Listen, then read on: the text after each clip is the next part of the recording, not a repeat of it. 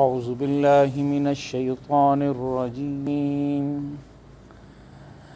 بسم اللہ الرحمن الرحیم یا ایہا المزمل قم اللیل الا قلیلا نصفه او انقص منه قلیلا او زد علیہ ورتل القرآن ترتیلا انا سنلقی علیک قولا ثقیلا ان ناشئة اللیل ہی اشد وطئا واقوم قیلا ان لک فی النہار سبحا طویلا واذکر اسم ربک وتبتل الیہ تبتیلا رب المشرق والمغرب لا الہ الا هو فاتخذه وکیلا واصبر على ما يقولون واهجرهم هجرا جميلا صدق الله مولانا العظيم وصدق رسوله النبي الكريم ونحن على ذلك من الشاهدين والشاكرين والحمد لله رب العالمين. درود شریف پڑھ لیں. اللهم صل على سيدنا مولانا محمد وعلى آل محمد كما صليت على إبراهيم وعلى آل إبراهيم إنك حميد مجيد. اللهم بارك على محمد وعلى آل محمد كما باركت على إبراهيم وعلى آل إبراهيم إنك حميد مجيد. پچھلی مرتبہ ہم نے سورہ قیامہ کو لیا تھا کہ لا اقسم بیوم القیامہ ولا اقسم بالنفس اللوامہ. وہاں نفس کی بات آئی تھی تو دل میں یہ خیال پیدا ہوا کہ اس نفس لوامہ کی نشاندہی تو اس سورہ مبارکہ میں ہو گئی تھی، لیکن اس نفس لوامہ کی تربیت کا انتظام اللہ رب العالمین نے کیا فرمایا ہے اس کو بھی ذرا مد نظر رکھنا چاہیے، اور اس کی تیاری کے لیے، اس کی تربیت کے لیے اور اس کی اصلاح کے لیے اللہ رب العالمین کی طرف سے جو احکامات ملے ہیں ان کو بھی سامنے لانا چاہیے. بس اسی سلسلے کے اندر پھر یہاں پر ہم نے آج جس موضوع کا انتخاب کیا وہ سورہ مزمل کی ابتدائی آیات ہیں. ابھی آپ کے سامنے قرآن پاک سے سورہ مزمل کی ابتدائی 10 آیات تلاوت کی گئیں. اللہ رب العالمین سے دعا کرتا ہوں کہ وہ مجھے سچ کہنے کی، ہم سب کو ان آیات مبارکہ کو سمجھنے کی، اور آخر میں ہم سب کو ان آیات مبارکہ پر عمل کرنے کی توفیق عطا فرمائے. یہ سورہ مبارکہ کل 2 رکوعات پر مشتمل ہے، لیکن مفسرین میں یہ بحث ہے کہ یہ 2 رکوع ایک ہی وقت میں نازل ہوئے یا مختلف اوقات میں نازل ہوئے، اور بڑی اکثریت مفسرین کی جو اس بات پر متفق ہے کہ یہ سورہ مبارکہ 2 مختلف مواقع پر نازل ہوئی ہے. پہلے ایک حصہ نازل ہوا ہے اور پھر کچھ عرصے کے بعد دوسرا حصہ نازل ہوا ہے. ان 2 حصوں کے درمیان جو وقفہ ہے وہ مفسرین فرماتے ہیں کہیں 2 ماہ، کہیں 4 ماہ، کہیں 8 ماہ، اور کہیں یہ فرماتے ہیں کہ مکی دور میں ایک حصہ نازل ہوا ہے اور مدنی دور میں دوسرا حصہ نازل ہوا ہے. دلیل یہ دیا جاتا ہے کہ یہ جو سورہ کا ابتدائی حصہ ہمارے سامنے تلاوت کیا جا رہا ہے کہ یا ایھا المزمل قم اللیل الا قلیلا نصفہ او انقص منہ قلیلا او زد علیہ ورتل القرآن ترتیلا، اس حصے کے اندر اللہ تبارک و تعالیٰ اپنے پیارے پیغمبر کو ایک بڑے عظیم مقصد کے لیے اٹھ کر کھڑے ہونے کی تاکید کر رہے ہیں اور حکم دے رہے ہیں.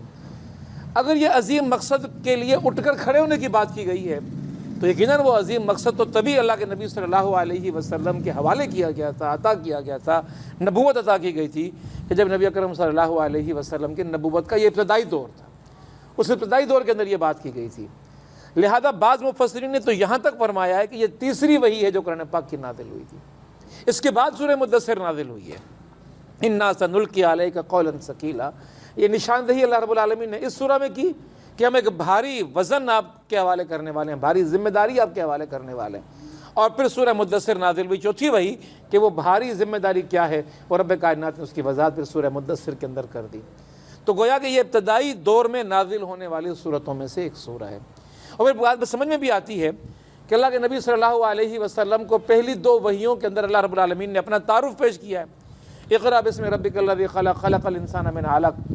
اور اس کے بعد بھی رب کائنات نے اپنے پیارے پیغمبر کو یہ تربیت کے اتنا بڑا کام آپ نے کرنا ہے، ایک بڑے مقصد کے لیے آپ کو اٹھنا ہے، اس مقصد کے لیے جو تیاری آپ نے کرنی ہے، اپنے آپ کو جو تیار کرنا ہے، اس میدان میں اترنے سے پہلے اپنے آپ کو تیار کرنا ہے تو وہ تیاری کس طرح کی ہونی چاہیے؟ وہ تیاری کے رب کائنات نے وہ پورے کے پورے اسٹیپس بتائے ہیں، مدارج بتائے ہیں، مراحل بتائے کہ ان مراحل کو طے کرنے کے بعد آپ اس قابل ہو سکیں گے کہ آپ یہ ذمہ داری ادا کر سکیں۔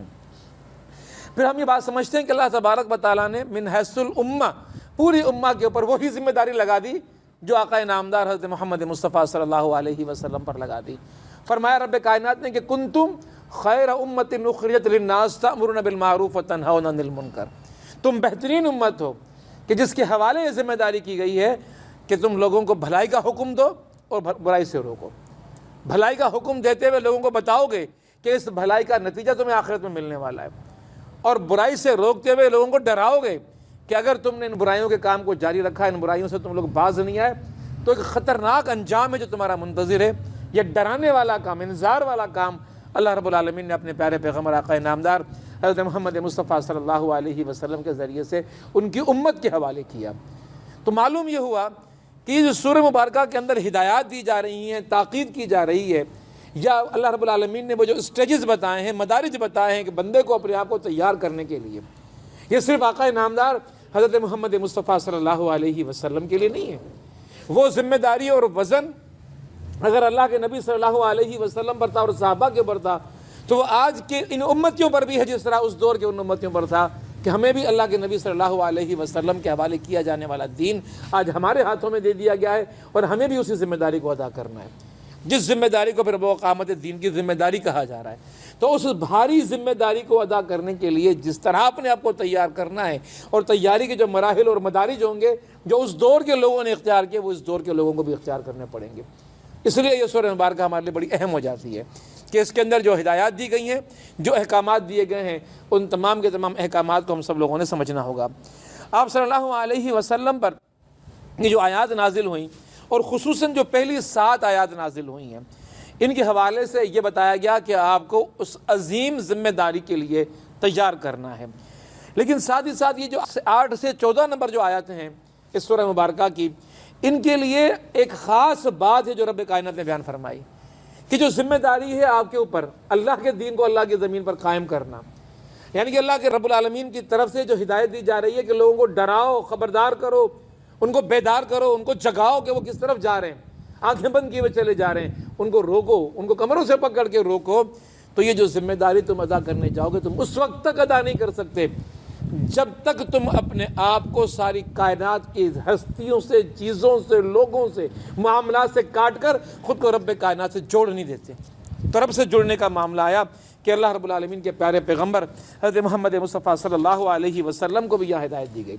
اور پھر رب سے جب انسان جڑتا ہے، رب کے حوالے خود کو کر دیتا ہے اور رب کے احکامات کے تحت زندگی گزارنا شروع کر دیتا ہے، تو رب کے احکامات کے تحت گزاری جانے والی زندگی یقیناً اس معاشرے کے اندر اسی طرح قابل قبول نہیں ہوگی جس طرح ہر دور کے معاشروں کے اندر دعوت حق کو لے کر چلنے والے لوگوں کے لیے اس زمانے کی مخالف قوتوں نے مخالفت کی ہے یا اس کے لیے مداخلت کی ہے اور اس کا مقابلہ کیا ہے۔ تو اس مقابلے کی جب صورتحال آ جائے گی، لوگ اس دعوت کو مٹانے کے لیے کھڑے ہو جائیں گے، لوگ آپ کو مٹانے کے لیے کھڑے ہو جائیں گے۔ تو پھر ان آیات کے اندر جو اگلی تلقین کر دی گئی وہ تھی صبر کی تلقین۔ اور اسلام جس صبر کی بات کرتا ہے یا قرآن جس صبر کی بات کرتا ہے، وہ صبر وہ جو ہماری زبانوں کے اندر سندھی اردو میں صبر استعمال ہوتا ہے اس سے مختلف ہے۔ ہمارے یہاں صبر یہ کہ کوئی مار رہا ہے، کوئی پیٹ رہا ہے، کوئی کوٹ رہا ہے تو صبر سے برداشت کرتے رہو، پٹتے رہو۔ اسلام یہ بات نہیں کہتا۔ اسلام یہ کہتا ہے کہ قدموں کو زمین کے اوپر جماؤ کے ساتھ، مضبوطی کے ساتھ گاڑے رکھو، آپ کے قدم پیچھے نہیں ہٹنے چاہیے۔ دعوت کی راہوں میں اور میدانوں میں یہ قدم لڑکھڑانے نہیں چاہیے، کمزور نہیں پڑنے چاہیے، ان کے اندر لرزش نہیں آنی چاہیے، یہ مستحکم قدم بن کر اللہ رب العالمین کی دین کی راہوں کے اوپر آپ کو آگے لے کر چلنے والے قدم بننے چاہیے۔ تو 2 بڑی بنیادی باتیں ہیں کہ جو اس سورہ کے 8 سے 14ویں آیت کے اندر کہی گئیں۔ پہلی بات یہ، خود کو کاٹو، رب سے جوڑو، یہ بنیادی ضرورت ہے، یہ بنیادی کام ہے۔ اللہ کے لیے جیو، اللہ کے لیے مرو، زندگی کا مقصد یہ بن جائے کہ اللہ کے لیے جینا اور اللہ کے لیے مرنا ہے۔ اور پھر یہ کہ جب اللہ کے لیے جینا اور مرنا یہ تم شروع کرو گے، اس کے اوپر آنا شروع کرو گے تو یہ ایک مداخلت ہوگی، مزاحمت ہوگی اور تکلیفیں آئیں گی۔ ان تکلیفوں کو پھر اللہ کی خاطر برداشت کرو۔ پھر وہ مراحل آئیں گے جو مکے کے دور سے شروع ہوتے ہیں، صحبتوں کا ایک انداز ہوگا، تکلیفوں کا ایک انداز ہوگا، انگاروں پر لٹا دیا جائے گا، پتھر سینے پہ رکھ دیے جائیں گے، اور پھر معاملہ یہ ہوگا کہ آپ کے جسم کے اندر میخیں گاڑ گاڑ کر آپ کو سولیوں پہ لٹکا دیا جائے گا. یہ سارا معاملہ آئے گا. ساری دعوت کی راہوں کے اندر یہ بھی ہوا. اور پھر یہ بھی ہوگا کہ آل رسول کو کربلا کے میدان میں کھڑا کر کے قتل کر دیا جائے گا اور شہادت کی منزلوں تک پہنچا دیا جائے گا. یہ دعوت کی راہوں کے اندر پیش آنے والے مراحل ہیں جن کے لیے اہل ایمان کو اپنے آپ کو تیار کرنا ہے کہ یہ دعوت اس وقت قائم ہوتی ہے جب اس کو لے کر چلنے والے اپنے ذہنوں کے اندر اس راہ کے اندر آنے والے مراحل کو لے کر پھر ان راہوں کے اوپر آگے چلتے ہیں. تو پھر وہی اپنے قدموں کو مضبوطی سے جما کر ان راہوں پر آگے بڑھ سکتے ہیں. اللہ کے نبی صلی اللہ علیہ وسلم جب یہ دعوت ملی اور آپ صلی اللہ علیہ وسلم نے اس دعوت کو لوگوں تک پہنچانا شروع کیا. فی ظلال القرآن کے مفسر قطب شہید فرماتے ہیں کہ اہل قریش نے، ان کا ایک ادارہ تھا، ایک جگہ تھی جہاں پر وہ جمع ہوا کرتے تھے، کٹھ تھندا اوننجا اوتاق تھی ان کی، جس کو دار الندوہ کہا جاتا تھا. اور جہاں ان کا اجلاس ہوا کرتا تھا تو اس اجلاس کی شرط یہ ہوا کرتی تھی کہ 40 سال سے کم عمر کا کوئی بندہ وہاں آ کر نہیں بیٹھ سکتا تھا. 40 سال سے بڑی عمر کے لوگ آ کے وہاں بیٹھا کرتے تھے اور پھر وہاں مشورے ہوا کرتے تھے. دعوت کا بالکل ابتدائی دور ہے، بالکل ابتدائی دور ہے. اللہ کے نبی صلی اللہ علیہ وسلم کی زبان سے قرآن کی یہ آیات لوگوں تک پہنچنا شروع ہوئی ہیں. نتیجہ یہ ہوا کہ جیسے ہی یہ دعوت معاشرے کے اندر گئی، اس دعوت کے مقابلے کے اندر ایک شدید رد عمل سامنے آیا. چونکہ ابھی ابتدائی دور تھا، قریش کا پورا قبیلہ محمد مصطفیٰ صلی اللہ علیہ وسلم کی پشت پر کھڑا ہوا تھا. لوگوں نے کہا کہ اس دعوت کو کیسے روکا جائے، کیا کیا جائے ان کا، کہ انہوں نے ایک ایسا کام اس معاشرے کے اندر شروع کر دیا ہے کہ جس کے نتیجے کے اندر معاشرے کے اندر ایک انتشار پیدا ہو گیا. تو لوگوں نے کہا کہ نبی اکرم صلی اللہ علیہ وسلم کی اس دعوت کو روکنے کے لیے، اس کو دبانے کے لیے اور اس کو ختم کرنے کے لیے تجاویز سوچنی چاہیے. اور لوگوں نے تجاویز دینا شروع کر دیں.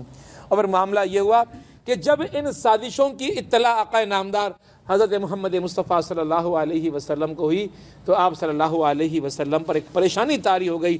اور اس پریشانی کے اندر آپ صلی اللہ علیہ وسلم نے اس پریشانی کے عالم کے اندر اپنے گھر گئے ہیں، چادر اوڑھی ہے اور بیٹھ گئے ہیں. تو رب ذوالجلال نے پھر قرآن پاک کی آیت نازل فرمائی ہے. معارف القرآن نے مفتی شفیع صاحب نے اپنی تفسیر کے اندر پھر اس کی مزید وضاحت فرمائی ہے کہ وہاں مشورے کیا ہوئے. اور آپ نے فرمایا کہ یہ ابتدائی نبوت کا دور تھا. اور پھر معاملہ یہ ہوا کہ لوگوں نے کہا کہ ہم لوگوں کو بتا دیتے ہیں کہ یہ کیا ہو گیا ہے ان کو. جب لوگوں کو ان کے بارے میں خبر دے دیں گے تو لوگ ان سے ہوشیار ہو جائیں گے، ان کے قریب نہیں ہوں گے. تو ان کے ہاں مشورہ یہ ہوا کہ نبی اکرم صلی اللہ علیہ وسلم کے بارے میں ہم یہ کہہ دیتے ہیں کہ یہ کاہن ہیں، ان سے دور رہو. تو لوگوں نے کہا کہ یہ بات کیسی کر رہے ہو، کون اس کو مانے گا کہ یہ کاہن ہے. تو لوگوں نے کہا کہ ہم اس بات کو ماننے کے لیے تیار نہیں ہیں. مشورہ آگے بڑھا. پھر لوگوں نے کہا کہ چلو ہم یہ کہہ دیتے ہیں کہ یہ مجنون ہو گئے ہیں، نعوذ باللہ، ان کو اپنا ہوش ہی نہیں ہے، ایسی باتیں کر رہے ہیں، ان کی زبان سے جملے نکل رہے ہیں، نکلنے تو ان کے جملے ایسے ہی. تو لوگوں نے کہا کہ یہ کیسی ایسی بات کر سکتے ہیں، وہ تو ماشاءاللہ پورے سمجھ کے ساتھ، پوری عقل کے ساتھ اور دلیل کے ساتھ بات کر رہے ہیں، کون اس بات کو مانے گا. تو پھر لوگوں نے کہا کہ چلو ایسا کر دیتے ہیں، ہم لوگوں سے یہ کہتے ہیں کہ یہ ساحر ہو گئے ہیں. اب لوگ دو گروپوں میں بڑھ گئے. کچھ نے کہا کہ ساحر کہاں ہے بھائی، انہوں نے کہاں سے سحر سیکھا، ہمارے سامنے کا بچہ پل کر بڑا ہوا ہے، جوان ہوا ہے، یہی شادیاں کی، یہی کاروبار کی، آج تک کبھی سحر نہیں کیا. اور اچانک یکایک ایک رات کو اٹھ کر آئے ہیں اور آ کر کچھ انہوں نے آیتیں تلاوت کرنا شروع کی ہیں، کلمات ادا کرنا شروع کیے ہیں، اور ہم یہ کہنا شروع کرتے ہیں ساحر ہیں. تو لوگ بولیں گے بیوقوف تو نہیں ہو، کب سے ساحر بن گئے، ہم نے تو کبھی ان کو سحر کرتے ہوئے نہیں دیکھا. ساحر تو بڑی ریاستوں کے بعد، بڑے علم کو سیکھنے کے بعد جا کے ساحر بنا کرتے تھے. تو لوگوں نے کہا کہ نہیں، وہ جو کلام سناتے ہیں اس کلام کے اندر سحر ہے، اس لیے لوگوں سے کہہ دو کہ ان کے اس کلام سے دور رہیں، جو اس کلام کے قریب چلا جائے گا اس کے اوپر یہ سحر طاری ہو جائے گا. تو لوگوں نے کہا ہاں یہ بات ماننے کے لیے ہم تیار ہیں کہ جو کلام یہ لے کر آئے ہیں، جو کلام یہ بولتے ہیں، جو جملے یہ ادا کرتے ہیں، ان کے اندر واقعی بڑا سحر ہے. تو ساحر کہنا چاہیے. یہ باتیں جب ان کے ہاں ہونے لگیں تو لوگوں نے کہا کہ اچھا یہ تو واقعی ایسا کلام ہے کہ اس کے ادا کرنے کے بعد، سننے کے بعد لوگوں کے جو دوست تھے، دوستوں میں فرق آ جاتا ہے. دوست کا نہیں رہتا، وہ دوست اپنے دوست سے کٹ کے محمد مصطفیٰ کا دوست بن جاتا ہے. لہذا یہ بات درست ہے کہ ان کو ساحر کہا جائے. اور پھر اس کے بعد آپ صلی اللہ علیہ وسلم یہ بات سن کر کہ اب مکے کا معاشرہ مجھے ساحر کہہ رہا ہے، اور پھر یہ پریشانی کہ میں ان لوگوں کی بھلائی کا کام کر رہا ہوں، ان کے لیے ہدایت لے کر آیا ہوں، یہ جہنم کے گڑھے کے کنارے کھڑے ہوئے اس میں گرا چاہتے تھے اور میں ان کو بچانے کی کوشش کر رہا ہوں، اور یہ لوگ مجھے ساحر کہہ رہے ہیں. اللہ کے نبی صلی اللہ علیہ وسلم یہ بات بڑی شاک گزری، تکلیف دہ گزری، اور پریشانی کے عالم میں آقا نامدار حضرت محمد مصطفیٰ صلی اللہ علیہ وسلم نکلے ہیں اور آ کر اپنے گھر کے اندر آرام فرمایا ہے، آ کر اپنے گھر کے اندر اس چادر کو اوڑھ لیا ہے اور اگر لیٹ گئے۔ تو معاملہ یہ ہے کہ یہ جو آقا نامدار حضرت محمد مصطفیٰ صلی اللہ علیہ وسلم نے کیفیت اختیار کی ہے، چادر اوڑھ کر آپ صلی اللہ علیہ وسلم بیٹھ گئے ہیں۔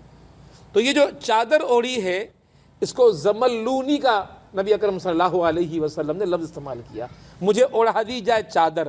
اچھا، اس چادر کو اوڑھ کے اللہ کے نبی صلی اللہ علیہ وسلم کچھ دیر بیٹھے رہے، پھر کچھ دیر لیٹ گئے ہیں، تو کبھی لیٹے ہیں کبھی بیٹھے، تو ان دونوں اداؤں کو اللہ رب العالمین نے قرآن پاک کے اندر محفوظ کر لیا۔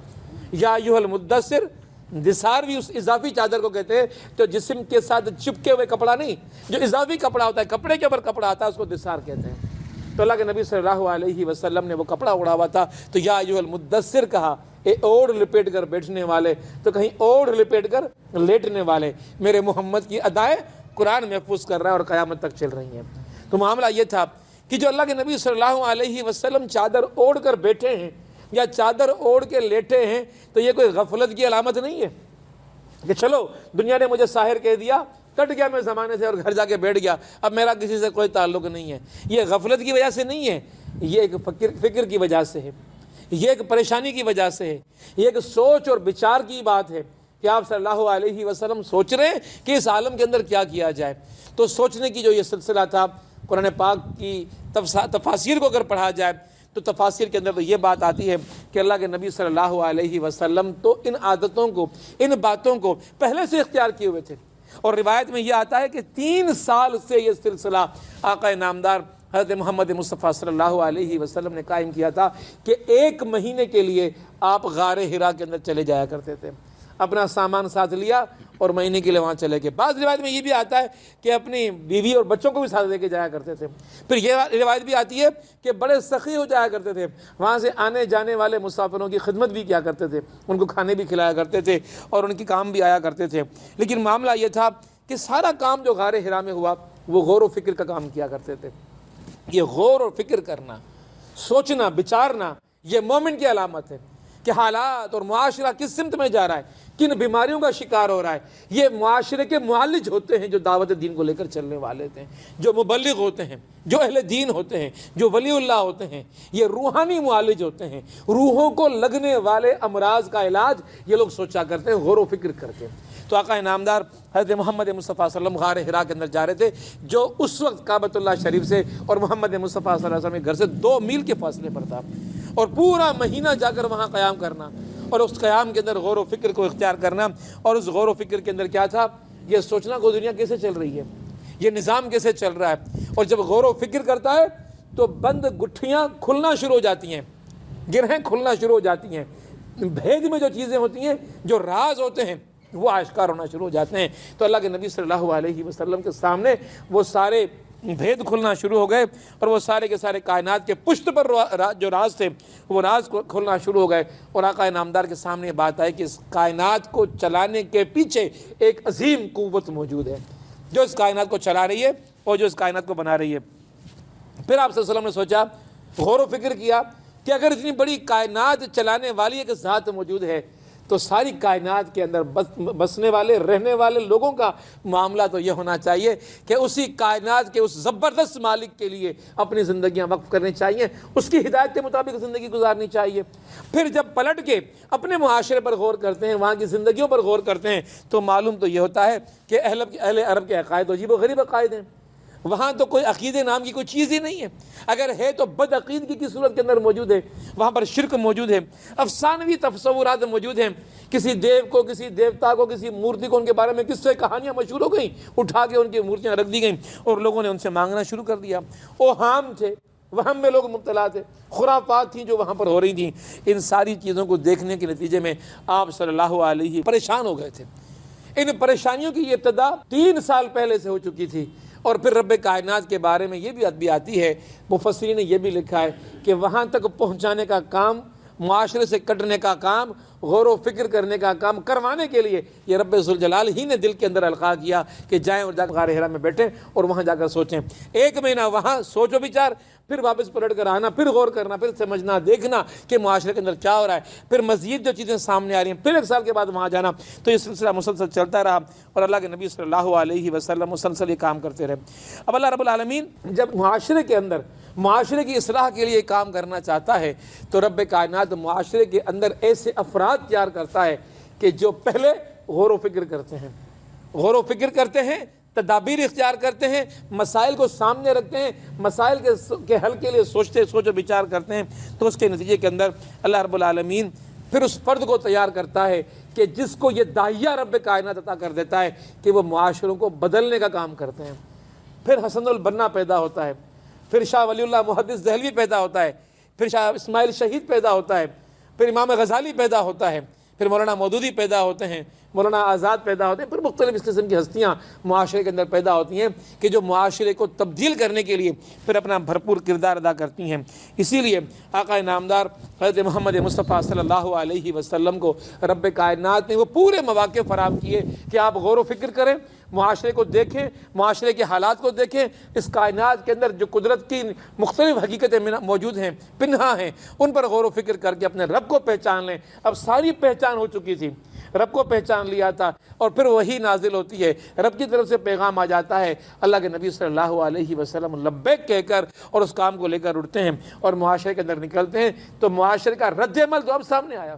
پریکٹیکل جب انسان نے کیا، میدان کے اندر جب نکلا، تو پھر یہاں بھپکی لگی ملا کی، پھر یہاں بھپکی لگی مومن کی، پھر یہاں بھپکی لگی موالی کی، پھر یہاں مختلف قسم کی باتیں، تانے اور تشنے، یہ ہر دور کے اندر ہوا کہ لوگوں نے پھر ان دعوت دین کو لے کر چلنے والے لوگوں کے پر مختلف قسم کی باتیں کرنا شروع کر دیں. اس دور میں بھی ہوئیں، اور جب اس دور میں ہوئی تو پھر پریشانی ہوئی کہ معاشرہ کیا رد عمل دے رہا ہے. ہم کیا کہنے جا رہے ہیں لوگوں کو؟ یا ایھا الناس قولوا لا الہ الا اللہ محمد الرسول اللہ تفلحون. یہ جملہ ہوا کرتا تھا محمد مصطفیٰ صلی اللہ علیہ وسلم کی زبان پر، جو گلی گلی اور محلے محلے یہ پیغام آپ صلی اللہ علیہ وسلم پہنچا رہے تھے. لیکن رد عمل کیا ہو رہا تھا؟ جملے یہ تفلحون، فلاح ملے گی، جنت ملے گی، کامیابی ملے گی. وہ راستے بتائے جا رہے ہیں، نہیں جاؤ گے ان راستوں کے اوپر، نہیں اپناؤ گے رب کی عطا کردہ زندگی اور رب کی شناخت اور رب کی بندگی، تو پھر نتیجہ یہ ہوگا جہنم کی آگ کے اندر جلو گے. آگ سے جلنے والے لوگوں کو آگ سے بچانے کی بات کی جا رہی ہے، لیکن معاملہ یہ ہو رہا ہے کہ پتھر پھینکے جا رہے ہیں، راہوں کے اندر کانٹے بچھائے جا رہے ہیں، اوجریاں جسم کے اوپر ڈالی جا رہی ہیں، ستایا جا رہا ہے، ساتھیوں کو تکلیفیں دی جا رہی ہیں، اذیتیں دی جا رہی ہیں، اور مصیبتوں کا شکار کیا جا رہا ہے. تو آپ صلی اللہ علیہ وسلم پریشانی کے عالم کے اندر آ کر اپنے گھر کے اندر چادر اوڑھ کے بیٹھ جاتے ہیں. تو پھر رب کائنات فرماتا ہے کہ یا ایھا المزمل، اے اوڑھ کر لپیٹنے والے، اے اوڑھ کر لپیٹنے والے. مخاطب کیا رب کائنات نے؟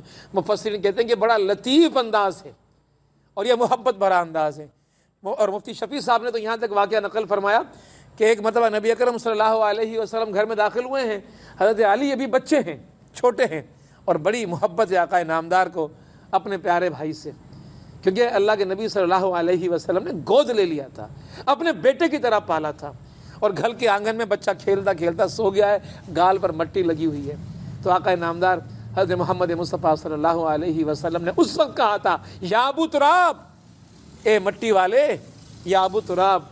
پیار سے کہا تھا، محبت سے کہا تھا، اس کے اندر لطافت تھی. تو وہی لطافت اب رب کائنات نے اختیار کی ہے یا ایھا المزمل کے اندر اور یا ایھا المدثر کے اندر. ایک شفقت ہے، ایک محبت ہے، ایک دلگیری ہے، ایک چاہت ہے، ایک انداز ہے جو رب کائنات نے اپنے پیارے محبوب محمد مصطفیٰ صلی اللہ علیہ وسلم کے لیے کہا. اور پھر اس کے اندر ایک پیغام بھی ہے. اور پیغام کیا ہے؟ اوڑھ لپیٹ کر بیٹھنا، اوڑھ لپیٹ کر لیٹنا، وہ دور اب گزر گیا. اب تو دعوت حق سامنے آ گئی، شعور آ گیا، سمجھ میں بات آ گئی کہ کام کرنا کیا ہے.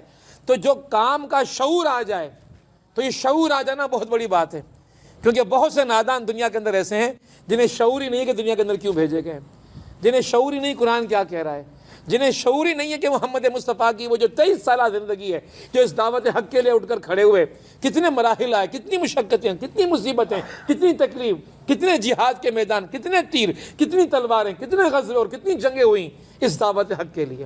اور ان کو یہ نہیں معلوم کہ اس دعوت حق کے اندر تو وہ منزل بھی آئی جس کو کربلا کی منزل کہا جاتا ہے، جہاں پر بندہ سب کچھ لٹا دیتا ہے. اور ایک ذی نفس مرد باقی نہیں بچتا وہاں پر. ایسے مراحل بھی آتے ہیں. ایسے مراحل کا دور آ گیا ہے. اب سونے کا اور لیٹنے کا اور آرام کرنے کا وقت ختم ہو گیا ہے. اب دونوں صورتوں میں دیکھ لیں, یا ایھا المدثر کے بعد کیا آیا؟ قم. اور یہاں پر کیا ہے؟ یا ایھا المزمل قم, یعنی کھڑے ہو جائیے. اب کھڑے ہونے کا وقت آ گیا ہے. اب بستروں پر آرام کرنے کا وقت ختم ہو گیا ہے. اور یہ قم کا لفظ یاد رکھیے, یاد رکھیے, یہ صرف محمد مصطفیٰ کے لیے حکم نہیں ہے قرآن کا. اگر ہم قرآن کو خدا کا محمد مصطفیٰ پر زندہ معجزہ مانتے ہیں, اور قرآن کو خدا کا کلام مانتے ہیں, اور کلام بھی وہ کہ جو خدا رب ذوالجلال نے اس انسان سے کیا, اور ہم انسان ہیں, تو یہ کلام ہم انسانوں کے لیے آج بھی اسی طرح مؤثر ہے جس طرح مؤثر اس دور کے لوگوں کے لیے تھا, اس دور کے انسانوں کے لیے تھا. تو یہ قم کا حکم اس دور کے لوگوں کے لیے بھی تھا, اور یہ قم کا حکم اس دور کے لوگوں کے لیے بھی ہے کہ کھڑے ہو جائیے. اس دور کے لوگ کھڑے ہو گئے. کیا اس دور کے لوگ کھڑے ہوئے ہیں؟ یا زملونی والی بات, چادر اوڑھ کے لیٹ ہی گئے بے فکر ہو کر, بے پرواہ ہو کر, لاپرواہ ہو کر؟ وہاں ایسا معاملہ نہیں تھا. وہاں لیٹنا فکر مندی والا تھا, بے چینی والا تھا, بے قراری والا تھا, بے سکونی والا تھا کہ کیا کیا جائے. لیکن یہاں تو وہ بے چینی بھی نہیں ہے, بے قراری بھی نہیں ہے, بے سکونی بھی نہیں ہے, بے پرواہ ہو کر بیٹھ گئے. پرواہ نہیں ہے معاشرے کو کیا ہو رہا ہے, زندگی کس رخ پر چل پڑی ہے, معاشرہ کس رخ پر چل پڑا ہے. ایک بھیڑ ہے لوگوں کی جو کرپشن کے پیچھے, برائی کے پیچھے, بددیانتی کے پیچھے, لادینیت کے پیچھے چل پڑی ہے, بے عقیدگی کے پیچھے چل پڑی ہے. اور خدا کے ماننے والے, خدا کا حکم ماننے والے, خدا کو رب ماننے والے, لا الہ الا اللہ محمد رسول اللہ کرنے والے اور کہنے والے کی شکن, ماتھے کی شکن, کوئی شکن ہی نظر نہیں آتی. بے پرواہی ہے, لاپرواہی ہے, کیا ہو رہا ہے. تو قرآن کیا کہہ رہا ہے؟ قم, کھڑے ہو جائیے. اپنے ذمہ داری کو, اپنے کام کو سنبھالنے کے لیے, نبھانے کے لیے, ادا کرنے کے لیے, اپنا رول پلے کرنے کے لیے, اپنا کردار ادا کرنے کے لیے اپنے آپ کو تیار کیجیے. یا ایھا المزمل, اللہ کے نبی صلی اللہ علیہ وسلم کو حکم. اور یہ حکم اللہ رب العالمین نے مختلف جگہوں پر دیا کہ اب آپ کو اٹھنا ہے, اب آپ نے بیٹھنا نہیں ہے. اور پھر رب کائنات نے جو احکامات جاری فرمائے سورہ سجدہ کے اندر, ابن کثیر نے یہ آیت نقل کی اس موقع پر, اس آیت کی تشریح کے اندر, کہ قرآن پاک میں رب کائنات نے کیا فرمایا ہے. وہ بندہ جس کے پاس کلمہ پہنچ گیا, لا الہ الا اللہ محمد الرسول اللہ, وہ تو بدر کے میدان میں نظر آیا, احد کے میدان میں نظر آیا, وہ تو تبوک کے میدان کے اندر نظر آیا, یا پھر وہ کربلا کے میدان کے اندر نظر آیا. لیکن معاملہ کیا ہے, آج کا یہ مومن اور مسلمان یہ آج کسی میدان کے اندر نظر نہیں آتا. اور یہ افسوس کی بات ہے کہ اگر کوئی میدان اس کے پاس ہے تو دنیا کا میدان ہے, دین کا میدان اس کے پاس نہیں ہے. دین گویا کہ اس کا ٹاپک ہی نہیں ہے, موضوع ہی نہیں ہے, عنوان ہی نہیں ہے, اس کا کٹ کر رہ گیا اس دنیا کے لیے. تو آپ صلی اللہ علیہ وسلم کے پر نازل شدہ اس آیت کے تشریح کے اندر ابن کثیر نے قرآن پاک میں سورہ سجدہ کی آیت کو نقل فرمایا. 32ویں آیت تھی کہ تتجافا جنوبہم عن المضاجع, یہ تو وہ لوگ ہوتے ہیں کہ جن کو جب یہ پیغام مل جاتا ہے ان کے پہلو بستروں سے جدا ہو جاتے ہیں. اب ان کے پہلو بستروں پر نظر نہیں آتے. تتجافا جنوبہم عن المضاجع یدعون ربہم, وہ پکارتے ہیں اپنے رب کو. دعا, پکارنا, یدعون ربہم, اپنے رب کو پکارتے ہیں. خوفا و طمعا, خوف کے عالم کے اندر کہ ہم اپنا کردار ادا نہیں کر رہے, ہم اپنا رول پلے نہیں کر رہے, ہم معاشرے کے اندر لوگوں کو جگا نہیں رہے, ہم لوگوں کو بیدار نہیں کر رہے, ہم لوگوں کو خبردار نہیں کر رہے, ہم لوگ انذار کا کام نہیں کر رہے. ہمارا کیا ہوگا؟ ہم سے تو پوچھا جائے گا قیامت کے روز کہ بتاؤ معاشرہ کس سمت میں جا رہا تھا اور تم نے اپنا رول, اپنا کردار ادا کیا نہیں کیا. خوفا و طمعا وبما رزقناہم ینفقون, اور جو رب کائنات ان کو رزق دیتا ہے, روزی دیتا ہے, پیسہ دیتا ہے, مال دیتا ہے, وہ اس میں سے رب کائنات کی راہ کے اندر خرچ کرتے ہیں. جن کے پاس یہ پیغام پہنچ گیا وہ مال کی محبت اور چاہت اور اس کو سمیٹنے, اس کو کمانے, اس کو جمع کرنے کی فکر کے بجائے جو ملتا ہے رب کائنات کے ذریعے اس کو رب کی راہوں میں خرچ کرتے ہیں. یہ ان کی فطرت ہوتی ہے. اور ان کی فطرت یہ ہوتی ہے کہ خوف ان کے اندر ہوتا ہے, اور لالچ یہ ہوتی ہے کہ نیکیاں کمائیں, بڑھ کر نیکیاں کمائیں, ایک دوسرے سے آگے بڑھ کر نیکیاں کمائیں. خوف و طمعا کی کیفیت ان کے اندر ہو جاتی ہے. او تتجافا جنوبہم, اور ان کا معاملہ یہ ہوتا ہے عن المضاجع, یہ اپنے پہلوؤں کو اپنے بستروں سے اٹھا دیتے ہیں. ان کو بستروں پر پھر آرام نظر نہیں آتا, اور یہ اپنے کردار کو, اپنے کام کو ادا کرنے کے لیے اٹھ کر کھڑے ہو جاتے ہیں. تو قرآن پاک کے اندر اللہ رب العالمین نے فرمایا, اور نبی اکرم صلی اللہ علیہ وسلم کو جب یہ حکم ہوا یا ایھا المزمل قم، آپ صلی اللہ علیہ وسلم کھڑے ہو گئے، اور ایسے نہیں کھڑے ہوئے کہ ایک بار کھڑے ہوئے، یہ کھڑا ہونا 23 سال کے لیے تسلسل کے ساتھ کھڑا ہونا تھا، ہر لمحے کھڑے تھے، ہر وقت دین کے لیے کھڑے ہوئے تھے، پکار تھی، نکلنا تھا، اور کوئی بھی حملہ آور ہوا اللہ کے نبی صلی اللہ علیہ وسلم میدان کے اندر کھڑے ہوئے نظر آئیے۔ تو یہ داعیہ نے دین کا کردار ہونا چاہیے کہ معاشروں میں انقلاب لانے کے لیے، تبدیلی لانے کے لیے، معاشروں کو بگاڑ سے بچانے کے لیے، لوگوں کے معاملات جو بڑے خرابی کی طرف چلے گئے، آج دنیا کے معاملات اتنے خراب نہیں ہیں جتنے خراب آج مسلمانوں کے معاملات ہو گئے ہیں، اور خصوصاً پاکستانیوں کے معاملات ہو گئے ہیں۔ آپ دیکھیں دنیا کے اندر اگر کرپشن کی لسٹ بنے گی تو دنیا کے کرپٹ ترین لوگ دنیا کی فہرستوں کے اندر آج وہ لوگ شمار ہوتے ہیں جو کلمہ پڑھتے ہیں لا الہ الا اللہ اور محمد الرسول اللہ۔ یہ عالم ہو گیا ہے، اور یہ قرآن پاک جو آج ہمارے پاس زندہ معجزہ ہے، اگر اس کو اٹھا کے پڑھ لیا جائے 250 احکامات تقریباً ملتے ہیں اس کے اندر۔ یہ 75% قرآن معاملات کا ہے کہ آپ کے معاملات کیسے ہونے چاہیے، آپ کے رویے کیسے ہونے چاہیے، آپ کا اخلاق کیسا ہونا چاہیے، آپ کا کردار کیسا ہونا چاہیے، اور یہ 75% قرآن جن معاملات کو درست کرنے کی بات کرتا ہے وہ معاملات ہمارے دنیا کے اندر سب سے زیادہ بگڑے ہوئے معاملات ہیں، ان معاملات کو درست کرنے کی قرآن بات کرتا ہے۔ اسی طرح سورہ اسراء کے اندر آتا ہے، اللہ کے نبی صلی اللہ علیہ وسلم پر یہ آیت نازل ہوئی کہ وَمِنَ اللَّيْلِ فَتَہَجَّدْ۔ ان کا معاملہ یہ ہوتا ہے کہ جب راتیں ہوتی ہیں تو یہ آپ کو تہجد کے اندر نظر آتے ہیں، نافلۃ لک عسیٰ ان یبعثک ربک مقاما محمودا، راتوں کو تہجد پڑھا کرو، اللہ کے نبی صلی اللہ علیہ وسلم کو حکم، راتوں کو تہجد پڑھا کرو، اور یہ حکم اللہ رب العالمین نے صرف تجھے دیا ہے، تہجد کا حکم صرف محمد مصطفیٰ صلی اللہ علیہ وسلم کو ہے، باقی امتیوں کے اوپر یہ فرض نہیں کیا گیا، امتیوں پر فرض نہیں کیا گیا، یہ اللہ کے نبی صلی اللہ علیہ وسلم کی سنت سمجھ کے نفل کے طور پہ ادا کرنا چاہیں تو کریں،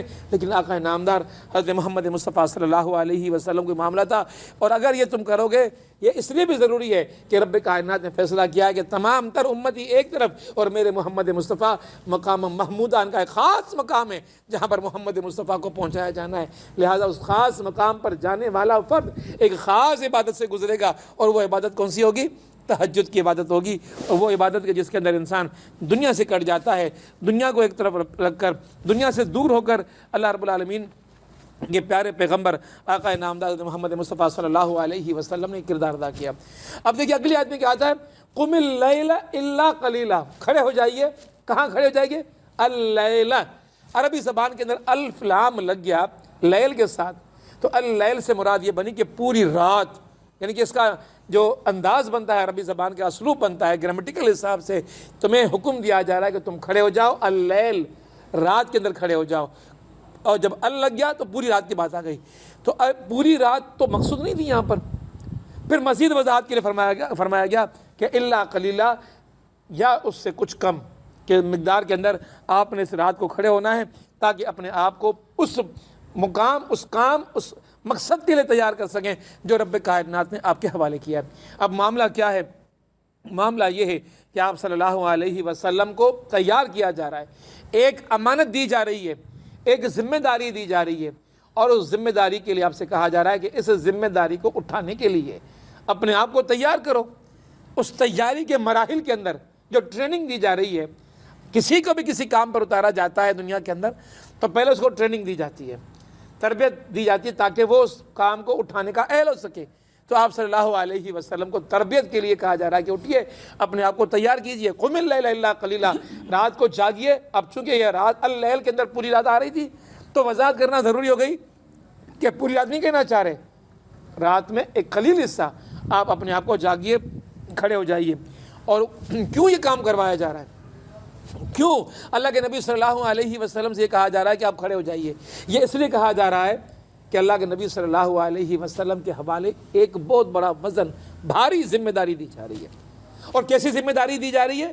لو انزلنا ھذا القرآن علی جبل لرأیتہ خاشعا متصدعا من خشیۃ اللہ، جب اس بوجھ کو، اس ذمہ داری کو ہم نے پہاڑوں کے حوالے کرنے کا ارادہ کیا تو پہاڑوں نے یہ کہا اتنی بھاری ذمہ داری ہے، یہ ذمہ داری اگر ہمارے حوالے کی گئی تو ہم تو ریزہ ریزہ ہو جائیں گے، ہم اپنا وجود باقی نہیں رکھ پائیں گے۔ یہ انسان ہے، وَحُمِلَتِ الْإِنسَان، انسان نے اپنے آپ کو اس کا حامل سمجھا اور اس ذمہ داری کو اٹھانے کے لیے اپنے آپ کو تیار کیا۔ انسان کے اوپر بہت بڑی ذمہ داری، ایسی ذمہ داری کہ جس کے بعد بڑے مارکے ہوں گے، بڑی مخالفتیں ہوں گی، اور انسان اس ذمہ داری کو ادا کرنے کے لیے ایک جنگ میں اترنے والا ہے، اور یہ جنگ دو طرفہ جنگ ہے، بلکہ اگر کہا جائے تو چومکھی جنگ ہے۔ ایک تو دشمنوں سے جنگ ہے جو سامنے کھڑے ہوئے ہیں، اور ایک اندر کی جنگ ہے، اندر سے ایک جنگ ہوتی ہے۔ اور اندر کون جنگ کرتا ہے؟ درس کو درس سے ملا کے دیکھا جائے، اندر نفس سے، جو مختلف جگہوں پر مختلف طریقوں سے، مختلف حوالوں سے انسان کو اس دعوت کی راہوں سے کھینچ کر لے کر آتا ہے کہ یہ دعوت کے کام کرنے والے تو اور لوگ بھی بہت ہیں، صرف میں ہی بچاؤں کہ میں یہ کام کروں، میں ہی درس قرآن کے لیے لوگوں کو بلاؤں، میں ہی دین کی محفلیں منعقد کروں، میں ہی جہاد کی راہوں کے اندر نکلوں، میں ہی اپنے آپ کو وقف کروں۔ مجھے بھی دنیا کے لوگوں کی طرح دنیا کے اندر کردار ادا کرنا ہے، اپنے بچوں کے لیے کچھ کر کے جانا ہے۔ یہ ایک بڑی سوچ ہے انسان کے اندر، اپنے پیچھے والوں کے لیے کچھ کر کے جانا ہے۔ یہ فکر انسان کو لاحق ہو جاتی ہے، اور انسان کا ضمیر انسان کو اندر سے اس کے بڑے مقصد سے ہٹا کر ایک چھوٹے مقصد کی طرف اس کو لے کر آنا چاہتا ہے۔ لہٰذا یہ جو میلانات ہوتے ہیں انسان کے، نفس کے میلانات، ان نفس کے میلانات، شہوات، رجحانات اور دنیا پرستی کا جو توق انسان کے گلے کے اندر یہ نفس ڈالا کرتا ہے، اس سے بچانے کا راستہ یہ ہے کہ رب سے اپنے آپ کو جوڑو۔ جب رب سے بندہ جڑتا ہے تب جا کر انسان کے اندر یہ معاملہ آتا ہے کہ انسان اپنے آپ کو اس بڑے مقصد کے لیے تیار کر سکتا ہے۔ اسی لیے ایک چومکھی یہ جنگ ہے، لڑائی ہے، اور ان تمام مارکوں کے اندر، تمام میدانوں میں لڑنے کے باوجود یہ جو کفر کا مارکہ ہوتا ہے یہ بہرحال جاری رہتا ہے، ختم نہیں ہوتا، ہر وقت یہ مارکہ جاری ہے۔ یہ مومن جاگ رہا ہے، مخالفوں سے مقابلہ کر رہا ہے، یہ مومن سو رہا ہے، شیطانی نفسیات، شیطانی چیزیں، شیطانی حوالے اور شیطانی معاملات اس کے اوپر حملہ آور ہو جاتی ہیں، اور وہ اس کے اوپر اس کی ضمیر کی صورت کے اندر برسر پیکار ہو جاتی ہیں۔ لہذا یہ ہے اپنے آپ کو بڑے مقصد کے لیے تیار کرنا ہے۔ ایک بڑی اہم بات ہے جو اس موقع پر میں کرنا چاہوں گا، اور ایک شہید کے الفاظ ہیں جو میں آپ تک منتقل کرنا چاہتا ہوں، کتب شہید کی بات، جنہوں نے اپنی تفسیر فی ظلال القرآن اس وقت لکھی جب ان کو موت کی سزا دے کر جیل کے اندر ڈال دیا گیا تھا۔ تو کیا جذباتی کیفیات ہوتی ہیں جب انسان دین کے لیے مر رہا ہو، خدا کی راہوں میں مر رہا ہو، اور خدا کے لیے اپنے آپ کو قربانی کے لیے پیش کر رہا ہو، تو جو اس کے جذبات جتنے پاکیزہ جذبات ہو سکتے ہیں، کسی کے جذبات پاکیزہ نہیں ہو سکتے۔ اور میں ان کے جملے آپ تک سامنے لانا چاہتا ہوں۔ وہ کہتے ہیں کہ جو شخص اپنے لیے زندگی بسر کرتا ہے، جو شخص اپنے لیے زندگی بسر کرتا ہے، بعض اوقات بڑی خوشگوار زندگی بسر کرتا ہے، آداب طے کرتا ہے، لیکچرر بننا ہے مجھے، ڈی ایس پی بننا ہے مجھے، اسسٹنٹ کمشنر بننا ہے مجھے، کاروبار میں جانا ہے، بزنس مین بننا ہے، یہ سارے آداب طے کرتا ہے اور بڑی خوشگوار زندگی گزارتا ہے۔ لیکن فرماتے ہیں حقیقت میں وہ نہایت حقیر زندگی بسر کرتا ہے، اور ایک معمولی انسان کی طرح مرتا ہے، اور ایک معمولی انسان کی طرح مرتا ہے۔ پھر فرماتے ہیں کہ بڑا آدمی وہ ہوتا ہے، بڑا آدمی وہ ہوتا ہے جو بڑی ذمہ داری اٹھاتا ہے، بڑا آدمی وہ ہوتا ہے جو بڑی ذمہ داری اٹھاتا ہے۔ ایسے آدمی کے لیے سونا ممکن نہیں ہوتا، آرام نصیب میں اس کو نہیں ہوتا، اور پھر وہ یہ ہوتا ہے کہ جب وہ مرتا ہے تو بڑا عظیم ہو کر مرتا ہے، اور پھر دنیا اس کو مدتوں تک یاد رکھتی ہے۔ یہ دیکھیں کتب شہید کیا تھے، ایک عام استاد تھے، لیکن آج ہم کتب شہید کا ذکر یہاں کر رہے ہیں۔ یہ سید مودودی کیا تھے، کیا کاروبار تھا، کیا بزنس تھا، اور کیا بلاغہ ذہن تھا، فطین انسان تھے، اگر دنیا کی طرف لپکتے کیا نہیں جمع کر سکتے تھے۔ لیکن وہ جو ہم لوگ سوچتے ہیں دنیا کے اندر، دنیا کے بارے میں، ہم حقیر موتوں کو مرنے والے، ہم اپنی زندگیوں کو حقیر موت کی موت کے لحاظ سے پسند کرنے والے لوگوں کی صفوں میں اپنے آپ کو شامل کرتے ہیں۔ عظیم لوگ کب بنتے ہیں؟ جب عظیم مقاصد کو اٹھاتے ہیں، عظیم وزن اپنے پر اٹھاتے ہیں، اور مقاصد کے لیے اپنے آپ کو پیش کر کے عظیم مقصد کی حصول کے لیے اپنی زندگیاں لگا دیتے ہیں۔ دنیا کہتی رہے گی، قیامت تک کہتی رہے گی، قتل حسین اصل میں مرگ یزید ہے، اسلام زندہ ہوتا ہے ہر کربلا کے بعد۔ یہ کربلا ایک مقصد کے لیے برپا ہوئی تھی، تو مقصد کے پیچھے لگا انسان۔ دنیا کی زندگی کو خوشگوار بنانے والے نہیں تھے، وہ دنیا کی زندگی کو خوشگوار بنانے کے لیے حجاز کو نہیں چھوڑا تھا، آخرت کی زندگی کو مد نظر رکھتے ہوئے آپ آگے بڑھے تھے۔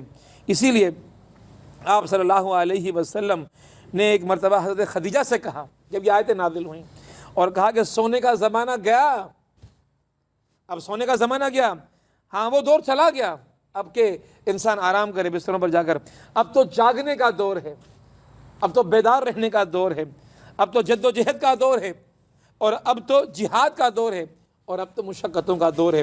تو جس کو بھی یہ دور نصیب ہوتا ہے تو یہ بات ذہن میں رکھ لیجئے کہ دعوت کو پکڑا ہے، دعوت کو اختیار کیا ہے، دعوت کی زندگی کو اختیار کیا ہے، تو یاد رکھیے کہ جو بھی اس دعوت کی زندگی کو اختیار کرتا ہے ہمیشہ اس کے سامنے پریشانیاں آتی ہیں، اور پریشانیوں کا علاج یہی ہے کہ وہ اپنے آپ کو راتوں کو جگائے، اپنے آپ کو رب سے جوڑے۔ جب رب سے جوڑے گا تو رب کائنات تشفی دے گا، دنیا سے جڑ جائے گا، کٹ جائے گا دعوت کی راہوں سے۔ جب راتوں کو کھڑا ہو جائے گا، اپنی پریشانیاں، اپنی مشکلات، اپنی مصیبتیں، اپنے اوہام، اپنے خیالات، اپنی سوچیں رب سے بانٹے گا تو رب اس کو راہیں سجائے گا، اور رب کائنات اس کو ایسے راستے بتائے گا جس کے نتیجے کے اندر وہ انسان اپنی مشکلات پر قابو پا سکے گا۔ سورہ دہر کی آیت نمبر 26 اللہ رب العالمین فرماتا ہے کہ وَمِنَ اللَّيْلِ فَاسْجُدْ لَهُ وَسَبِّحْهُ لَيْلَةً طَوِيلًا، اور وہ لوگ ہیں کہ جو راتوں کو سجدوں کے اندر اپنی زندگی گزارتے ہیں اور رب کائنات کی تعریف تسبیح بیان کر رہے ہوتے ہیں، اور یہ اپنی راتوں کو طویل کر رہے ہوتے ہیں، اور یہ طویل کتنا ہونا چاہیے پھر اس کا ذکر آگے آتا ہے۔ اسی لحاظ سے اللہ کے نبی صلی اللہ علیہ وسلم کو ابتدائی حکم کیا ہے کہ یا ایھا المزمل قم اللیل الا قلیلا، رات کو جاگو، چونکہ اللیل کے اندر پوری رات آ رہی تھی تو یہ وضاحت کر دی کہ پوری رات کا تقاضا نہیں ہے، الا قلیلا، اس رات کو جاگو لیکن ایک قلیل حصے کو جاگو۔ پھر اللہ رب العالمین نے مزید آسانیاں اسی سورہ کے اندر آگے چل کر آخری سورہ میں فرمائی فقرؤوا ما تیسر من القرآن، اس رات کے جاگنے میں کام کیا کرنا ہے، اس تہجد میں کرنا کیا ہے، فقرؤوا، قرأت کرو، پڑھو، کیا پڑھو، من القرآن، قرآن پاک کو پڑھو، ما تیسر، جتنا آپ سہولت کے ساتھ قرآن پاک کو پڑھ سکو۔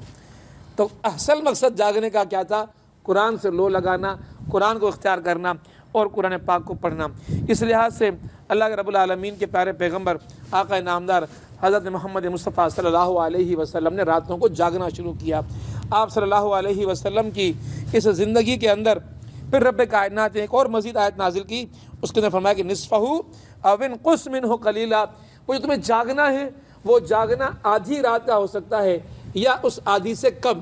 تو مفسرین بیان فرماتے ہیں کہ آدھی سے کم یعنی کہ 1/4 سے زیادہ، یا پھر یہ 1/4 سے 2/4 تک یعنی کہ چلا جاتا ہے 25% سے 75% کے درمیان کا جو ٹائم ہے رات کا وہ تم گزارو۔ ایک مفسر نے اس کے لیے اور آسان بات کی، کہا کہ دیکھیں مغرب سے عشاء ایک ٹائم ہے جو رات کا ہے، پھر عشاء کے بعد بھی انسان کچھ دیر جاگتا رہتا ہے، تو ایک حصہ تو انسان جاگ کر ویسے ہی گزار چکا ہوتا ہے۔ ان ایڈیشن ٹو دیٹ، اس کے اندر اضافی طور پہ انسان ایک مزید حصہ آگے جا کے جاگے۔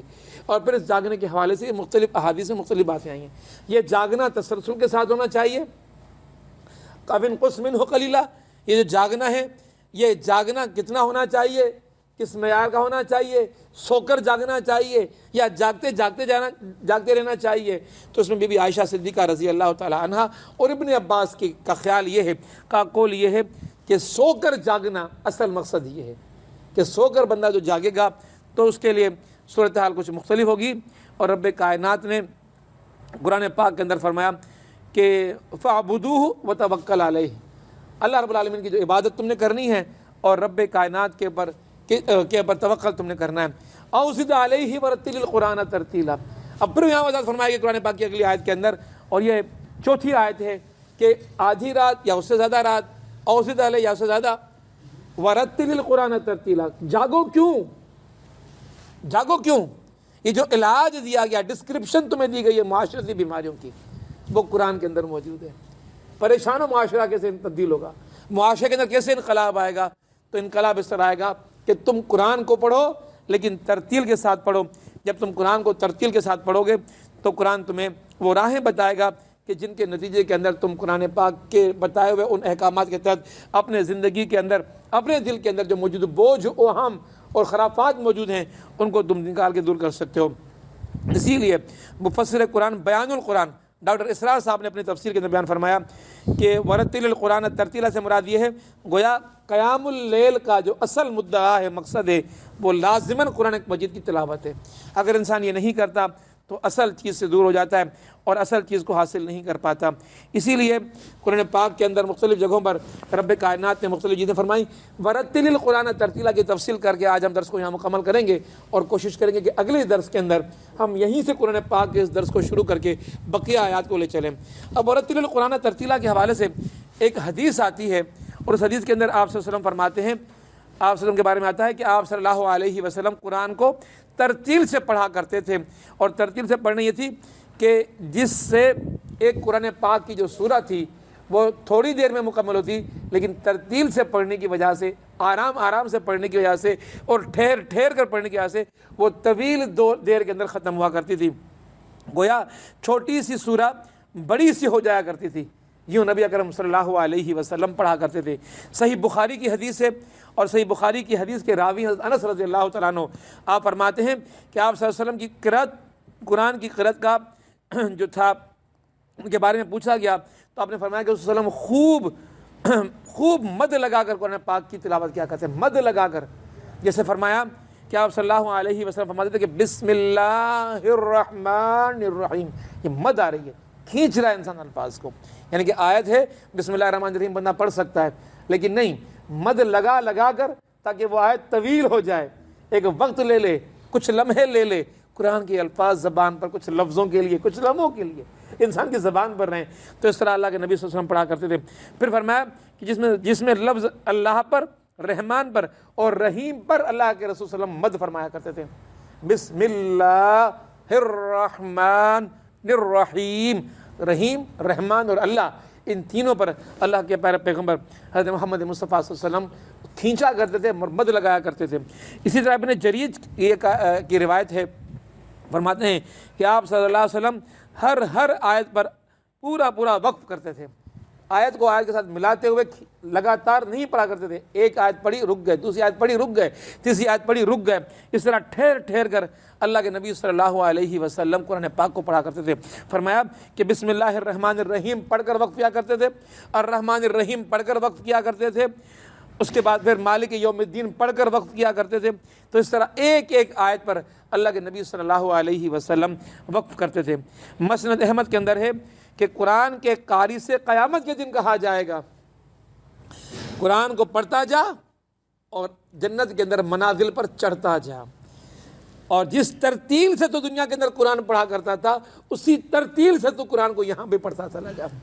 اب ذرا تصور کریں کہ ہم لوگ جو یہاں پڑھتے ہیں، جو آج ہمارے حفاظ نے رویہ اختیار کیا ہے، خصوصاً تراویح کے اندر بھی، شبینوں کے اندر بھی ایسی روانی کے ساتھ پڑھا کرتے ہیں، تو اسی روانی کے ساتھ کتنا فاصلہ طے کر پاؤ گے؟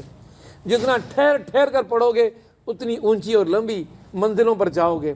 تو قرآن کو پڑھنا، ٹھہر کر پڑھنا اور ترتیل کے ساتھ پڑھنا، یہ بہت ضروری تھا کہ اس کو پڑھا جائے۔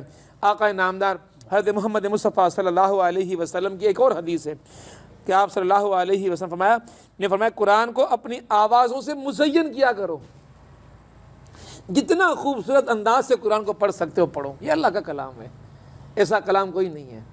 آج گویے دنیا کے شاعروں کے کلام کو جس طرح پڑھتے ہیں، اس پہ جان مارا کرتے ہیں، اس پہ بڑی محنت کیا کرتے ہیں، کیا قرآن کا قاری بھی اتنی محنت کر رہا ہے؟ ہم سب قرآن کے قاری ہیں، ہم سب کو قرآن کو خوش الحانی سے پڑھنا چاہیے، اور فرمایا کہ قرآن کو اپنی آوازوں سے مزین کرو، اور وہ ہم میں سے نہیں جو خوش آوازی سے قرآن کو نہ پڑھے۔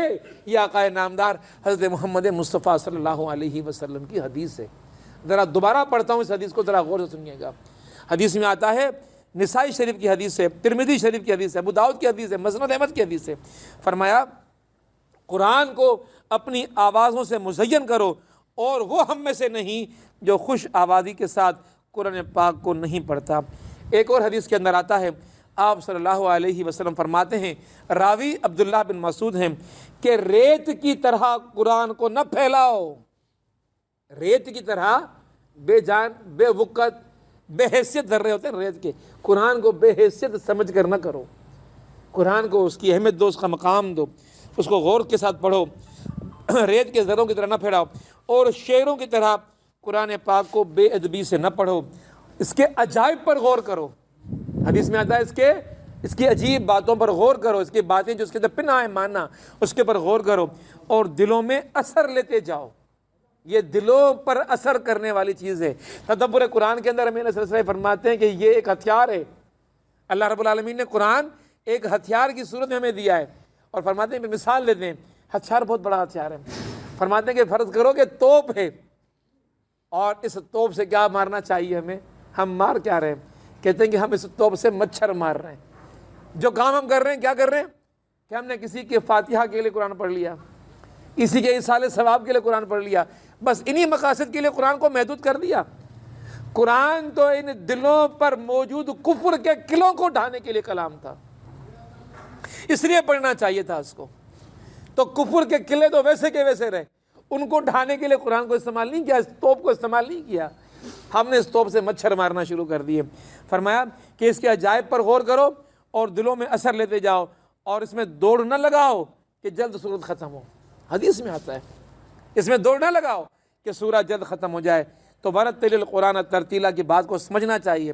تدبر قرآن کے اندر مولانا امین حسن نے فرمایا کہ قرآن کو لحن کے ساتھ اور لے کے ساتھ پڑھو، اور اس آیت پر وقف فرماتے اللہ کے نبی صلی اللہ علیہ وسلم کبھی کبھی ہی ایک آیت پر اللہ کے نبی صلی اللہ علیہ وسلم رک جاتے اور اس آیت کو بار بار پڑھتے یعنی کہ سورہ فاتحہ پڑھی جا رہی ہے مثال کے طور پہ، الحمدللہ رب العالمین الرحمن الرحیم مالک یوم الدین، مانا خیال میں آ گئی، مانا مالک یوم الدین مالک یوم الدین مالک یوم، بار بار ریپیٹ کرتے اللہ کے نبی صلی اللہ علیہ وسلم ایک آیت کو بار بار پڑھتے چلے جاتے، اور تاثر میں بار بار دہراتے اس کو، اپنے اس تاثر کے ساتھ دہراتے کہ مالک ہے۔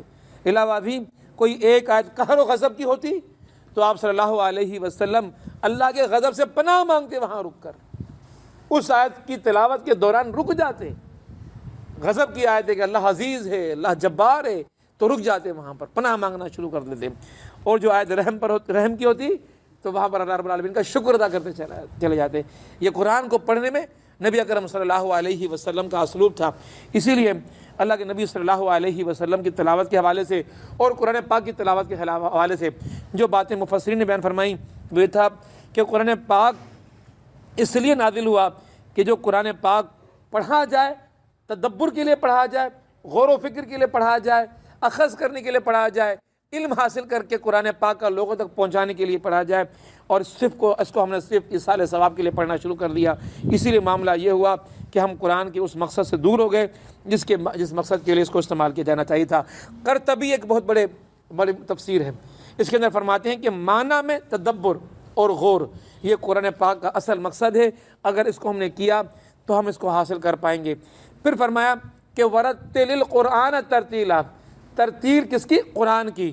تو ورتل کا جو عطف ہے وہ آ رہا ہے قم اللیل پر، ان راتوں کے اندر قرآن پاک کو ترتیل کے ساتھ پڑھو گے، یہ اصل مقصد ہے۔